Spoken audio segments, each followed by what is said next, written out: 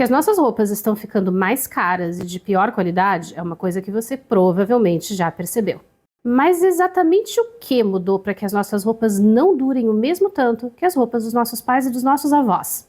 Meu nome é Pauline Kisner, eu sou sua fada madrinha da história da moda e hoje eu vou te contar por que as roupas antigas duravam muito mais do que as nossas.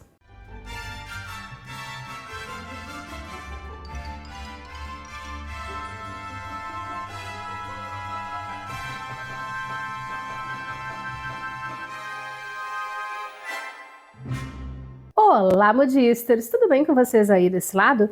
Se você é apenas um gatinho travesso que rolou sobre os fios do tear, se enroscou ali no meio e está chegando aqui por completo acidente hoje, meu amor, seja muito bem-vindo. Aqui a gente fala sobre o que as pessoas vestiam no passado, mas também como essas roupas eram feitas e como elas nos ajudam a entender melhor as questões políticas, sociais, culturais e econômicas de cada época. E também a olhar para a nossa época com outros olhos e entender como é que as coisas foram se transformando até chegar à realidade que a gente conhece hoje. E como eu estou sempre trazendo exemplos de peças de roupas muito antigas que foram preservadas, tem uma pergunta que aparece com frequência. Será que as roupas de hoje vão durar tanto quanto as do passado? E bom, hoje eu vou tentar responder essa pergunta com vocês. Então já sente seu dedinho neste botão de like, se inscreve aqui no canal, ativa as notificações e vem comigo para a gente revirar o baú de roupas da história.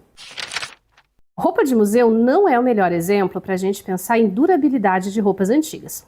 Primeiro, porque a esmagadora maioria das roupas que estão em museus representam o que a elite vestia. E a elite tinha roupas em número suficiente para não precisar usar nenhuma delas até se desfazer.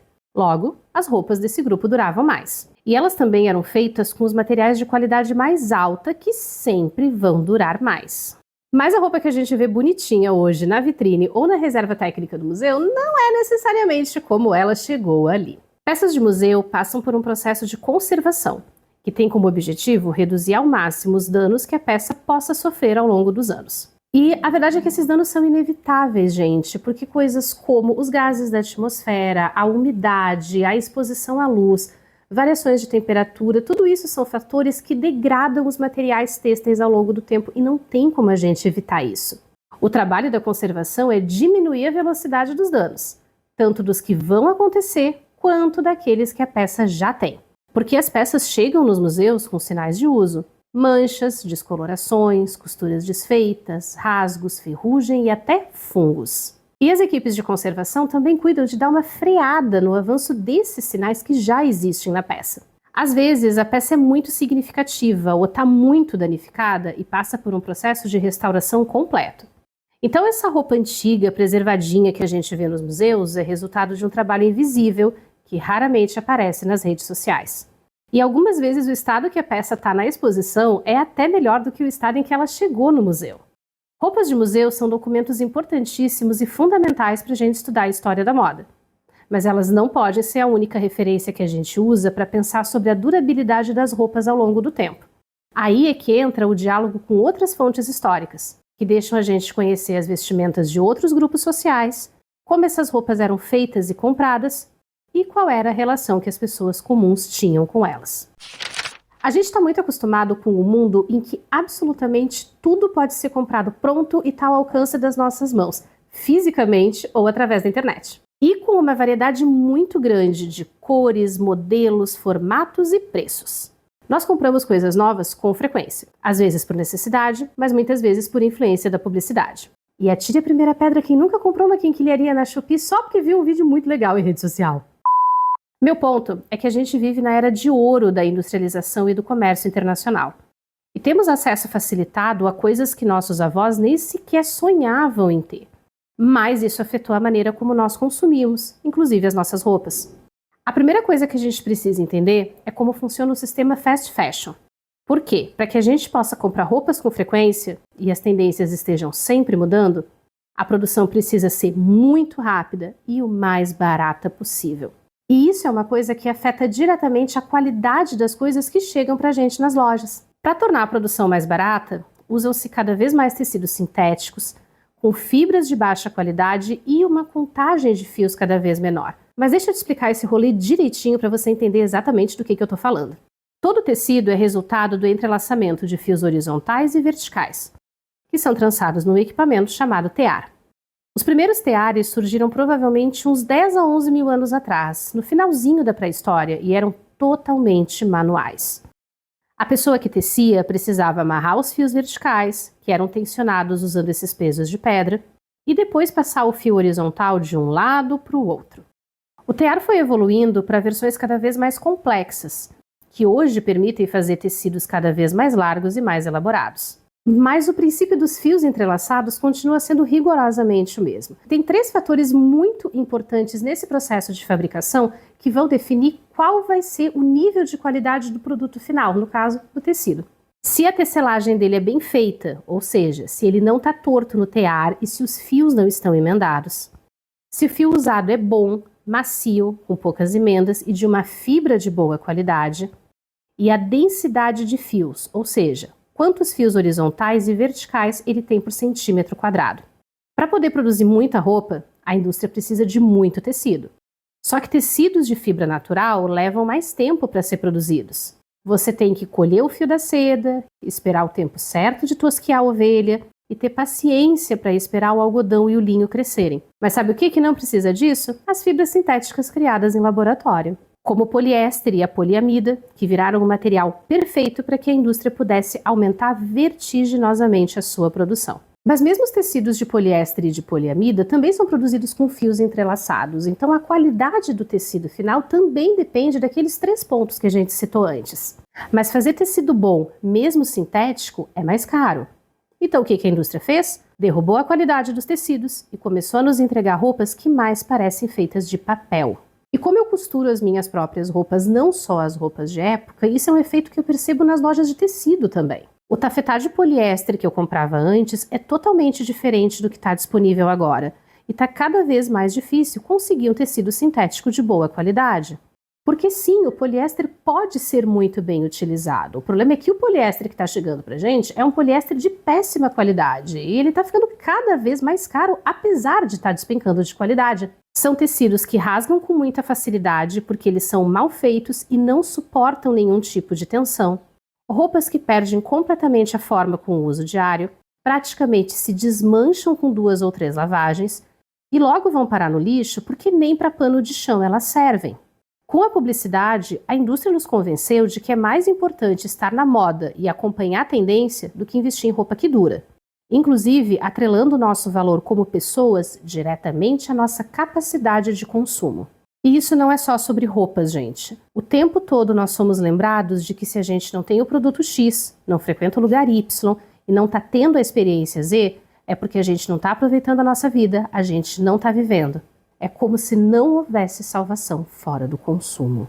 Esse tipo de consumo como forma de status, historicamente é algo ligado às elites. Mas era um consumo de produtos de luxo, exclusivos, produzidos artesanalmente, sob demanda e sob medida. Totalmente diferente do que a Revolução Industrial vai nos trazer a partir do século XIX. Com o início da produção em massa, em escala industrial, tornou disponíveis para o público um monte de bens de consumo que até então eram coisas de luxo. Coisas que são muito simples para nós, como um sabonete perfumado. E os próprios tecidos, que são o grande motor da Revolução Industrial. A Revolução introduziu os teares mecânicos, movidos a vapor graças às grandes caldeiras que queimavam carvão e cuspiam fumaça no céu.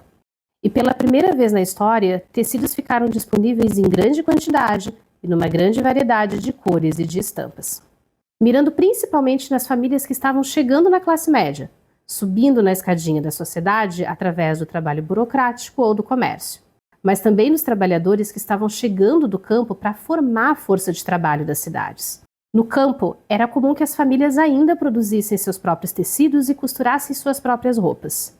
Mas as cidades industriais sequer tinham espaço físico para isso, então a saída era comprar tecidos e costurar em casa ou apelar para o comércio de roupas de segunda mão. Desde o início da industrialização, havia grandes diferenças de qualidade entre os tecidos destinados à elite e aos outros grupos sociais. Mas uma das maiores virtudes, por assim dizer, que um tecido tinha era justamente a sua durabilidade, e isso era uma coisa que era sempre anunciada como um argumento de venda desses tecidos. Porque mesmo com a industrialização, tecidos ainda eram caros, e roupas ainda eram uma forma de investimento, não só uma necessidade de cobrir o corpo.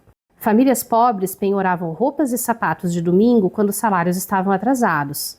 Roupas eram passadas entre membros da família. As dos adultos eram reaproveitadas para as crianças, transmitidas como forma de herança em testamentos de várias camadas sociais, e já construídas pensando na sua durabilidade e projetando todos os ajustes que pudessem ser necessários ao longo da vida de seu proprietário. Se você pegar uma roupa moderna dessas de loja de departamento e virar ela do avesso, provavelmente é isso aqui que você vai ver. Costuras estreitas, muito rentes à margem do tecido. Mas as roupas antigas e roupas feitas sob medida, geralmente têm o interior assim.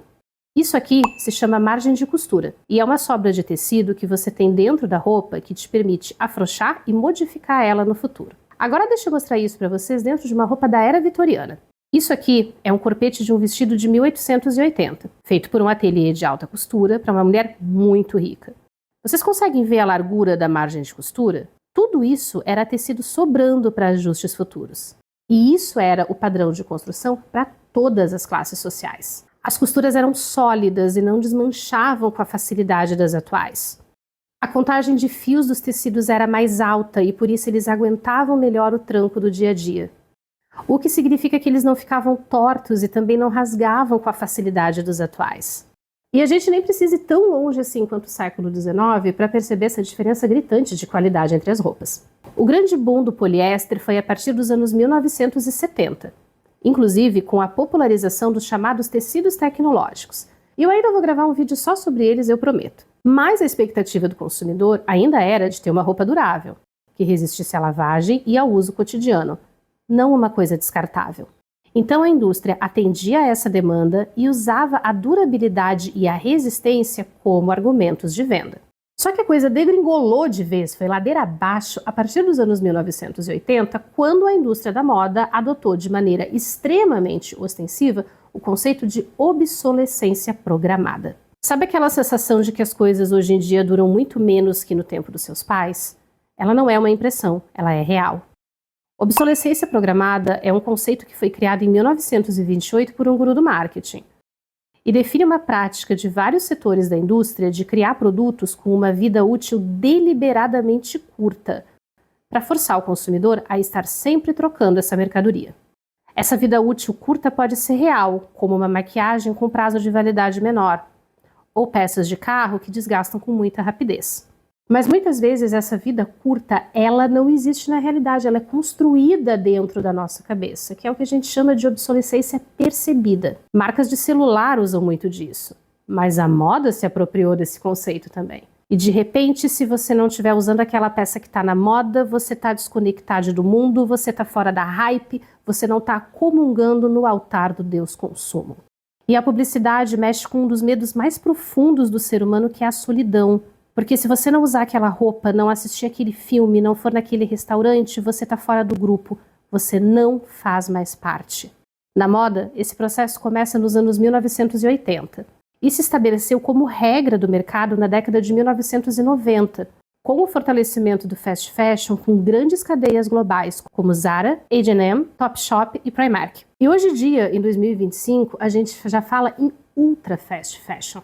Porque os parques de produção têxtil do leste e do sudeste asiático, associados a uma mega infraestrutura de comércio online e alta capacidade de distribuição de mercadorias em escala global, junto com uma política de publicidade extremamente agressiva baseada em vídeos de surtos de compra, unboxing, provador, produzidos por influenciadores globais contratados por sites como a Shein, fizeram com que a produção e o comércio de roupas atingissem um patamar inimaginável, e que já se provou que não é sustentável, nem do ponto de vista econômico, porque as empresas não vão conseguir manter esse ritmo de produção e distribuição por muito tempo, muito menos do ponto de vista ambiental, porque nunca se produziu tanta roupa, mas nunca se jogou tanta roupa fora no nosso planeta. Aliás, o norte global adora descartar o lixo têxtil deles aqui no hemisfério sul.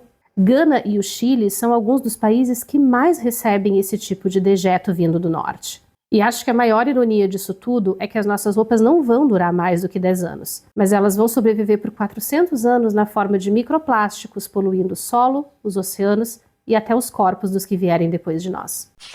Eu sempre falo para vocês sobre como comprar roupa em brechó pode ser uma alternativa viável para encontrar coisas de melhor qualidade. Mas essa doideira da roupa como item descartável está fazendo com que os brechós já estejam sendo invadidos por roupas de fast fashion e ultra fast fashion que foram usadas 1 ou 2 vezes. E o pior, né, que é brechó querendo comprar preço de grife nessas coisas, né, porque a cara de pau dessa gente nem treme. A gente já tem um vídeo aqui no canal com um guia de compras em brechós para você que quer ir por esse caminho. Mas cuidar melhor das roupas que a gente já tem é um outro caminho bastante viável. Porque essa é uma outra faceta da obsolescência programada. Nós desaprendemos coisas fundamentais, como identificar um tecido de qualidade e como cuidar das nossas roupas para que elas durem mais. Então, nos próximos dias, eu vou soltar alguns vídeos curtos com pequenas dicas de cuidados para aumentar a vida útil das suas roupas. E você já pode aproveitar para mandar a sua dúvida aqui embaixo nos comentários. Mas agora, meu amor, com a cara mais deslavada do mundo, eu vou pedir o teu like nesse vídeo, vou pedir o teu hype se o botão estiver disponível, te convidar para se inscrever aqui no canal e, claro, dar uma conferida nestes outros conteúdos de história da moda que a gente já tem por aqui e que eu separei para você com todo carinho.